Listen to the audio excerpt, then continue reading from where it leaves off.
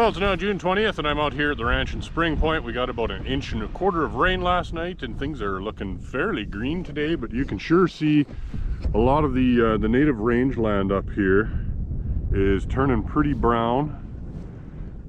Browner than usual anyways for this time of the year. Everything down here is looking pretty good right now, except for, you know, my canola field is probably the dirtiest one for 50 miles. All that green you see out here in this stubble field is all stinkweed. Well, here's a good example of how not to do your canola. This particular field is an old hay field and it didn't get a pre-burn on it. And now you can see we have a huge quantity of stinkweed, which only just got sprayed last week with probably 1/3 of a liter glyphosate. So it is very busy trying to go to seed and is going to be quite messy later on. And the canola itself looking all right. So definitely need a good fall burn off in this field to control the stinkweed for next year. The embarrassing thing is, this is my field. Well, it sounds like the Nobleford Barrens area only got a couple millimeters of rain on Saturday. It was enough to kind of mitigate some of the apparent stress in the canola, but won't be for long. We're supposed to be pretty hot this afternoon here now. This irrigated barley's looking pretty good. We're moving up into, like, we're in flag leaf. Heads are moving up into boot position. Things are looking not too bad, but we do have some disease starting down here on these bottom leaves. We do have some scald, but it's still pretty low down and it's not out of control yet, so we're just going to monitor it. On this durum, the plants don't look all that terribly unhealthy or terribly stressed this morning, but you can sure tell they are overall because of how short they are. I mean, they're basically, you know, right now these are almost ankle height. The head is right here, so we're not quite in boot stage yet, but we're not that far away. We are in flag leaf, so it's going to be a short crop. Well, here's some decent looking dryland peas around Nobleford here. These are taller than most I've seen. We're at 13 to 14 node, just beginning to flower. We're going to hold off on fungicide in here for now. Conditions are so dry and there's very little sign of disease. So we're just going to see what develops in the next couple weeks and if we get any rain.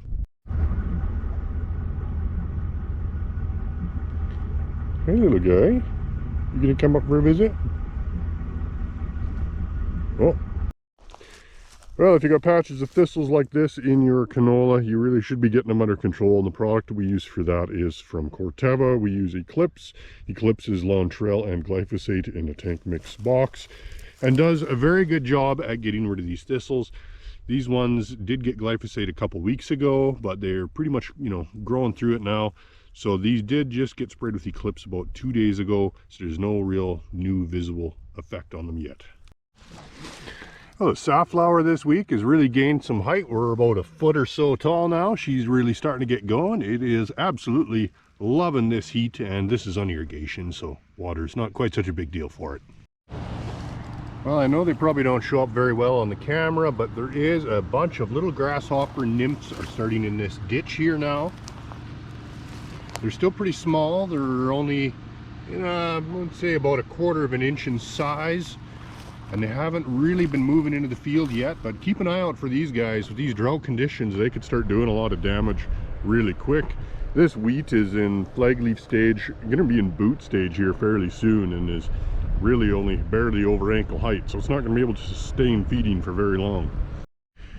Well, I've taken a little bit of a road trip up here to Maudsley to take a look at this sick looking barley field. This was sprayed back on June 3rd, but it was at night. It was at 1:30 p.m. Temperatures were fairly cool, but the crop was still under heavy drought and heat stress from high temperatures the 2 days before that. And now, I mean, there's been basically no moisture, no rain ever since. I can't even really get the probe into the ground, but I can dig down about 3 inches into this soil with my fingertips here, and it's just dry powder and it's hot to the touch. So it's basically like the roots of these barley plants are just absolutely fried. You know, they're pulling out of the ground with little to no effort at all. There's no moisture holding anything in, so it's no wonder the crop is damaged and stressed and just going down. And it is not a good situation, and I'm seeing it all over the place. It's not just here, it's around Nobleford and Barrens with multiple different herbicides. And the herbicides aren't necessarily to blame, but herbicides, even the most safe ones out there in the market, do cause stress. And if there is no moisture for the crop to recover from that stress, then it won't recover. Well, here's some Group 2 resistant wild oats that survived the simplicity application in this irrigated durum. And as you can see, they are monstrously thick. So we did come in here late last week and do a application of Signal, basically a Group 1, it's Horizon. Still not seeing too terribly much effect on these at the moment. There is some off color, some yellowing, and a few burnt leaf tips here and there. But overall, they are still doing okay, but there's still some time for it to work. Well, the dryland lentils down here are looking better than a lot of the other dryland crops in the area. I mean, lentils pretty much truck along almost no matter what the drought conditions are. You can see these guys are just starting to flower here, so we're starting to come into fungicide timing on these guys. And this is one crop that probably is worth putting a fungicide on dryland. And there's a pile of different options. I mean, just take a pick from any of the major guys. I mean, there's Delaro and Lattice and everything else. But, you know, my first recommendation is generally a Lattice from Syngenta. I've had very good luck with it the last few years, and it has worked extremely well. So that's what I'm going to be recommending on these. Well, here's something we see every year. This is some cereal leaf beetle damage on wheat. You can see it looks like a little lawnmower came and did some little strips off the leaf there. When you flip the leaf over, there's the culprit right there. So I have heard there's some areas with pretty high amounts of feeding. I haven't seen much myself, just the odd leaf here and there like this one. Well, the spring wheat by McGrath is looking not too terribly bad this week. I was pretty worried about it last week. It was in boot stage and was barely ankle tall. It is now halfway up to my knees-ish, maybe. So it's pretty short, but the heads are coming out, and I don't know, they look like they still have some potential if we get enough moisture for them to fill, but combine header is going to be scraping the ground for sure. Well, this corn by Lethbridge is looking a little bit better this week. It is sure enjoying the heat, so we're coming up to V4, V5 on most of this now. And Cody finally got around to getting the weed sprayed in here, so you can see the Liberty 200 we sprayed in this field with a little bit of Atrex is doing a pretty good job of burning off this lamb's quarters and even some volunteer canola.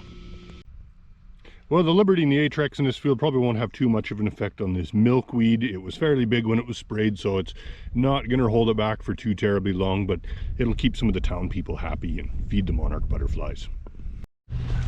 Well, a lot of the irrigated canola this week is really starting to grow quickly. So even the dryland canola is rapidly starting to bolt and starting to bloom. So we're into timing to go and do some sweeping. So as usual, we do 10 sweeps.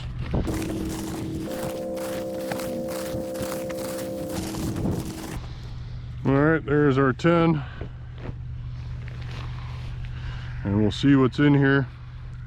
So you can see we have quite a lot of bugs in here.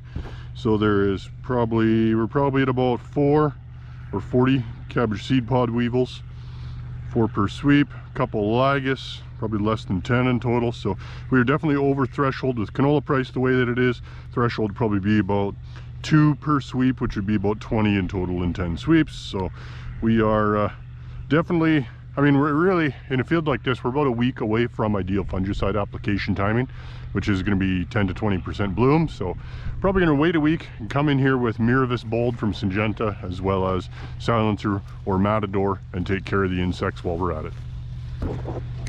Well, we did finally manage to get some rain last night. We got about a quarter of an inch in some thunderstorms here by Nobleford, and it's unfortunately too little too late for a lot of these fields that are really hit hard by the drought here. So this spring wheat is a pretty good example of what I'm seeing in the area here. It's barely ankle height, and these heads are just emerging, and they're really going to struggle to fill. Pretty much they've only got, you know, penultimate leaf and flag leaf left, and there's not too much yield potential left here. Well, some of this fall rye by Colehurst has been silaged off now, and it's already been reseeded into oats, so we're going to have some pretty good emergence on these guys under irrigation.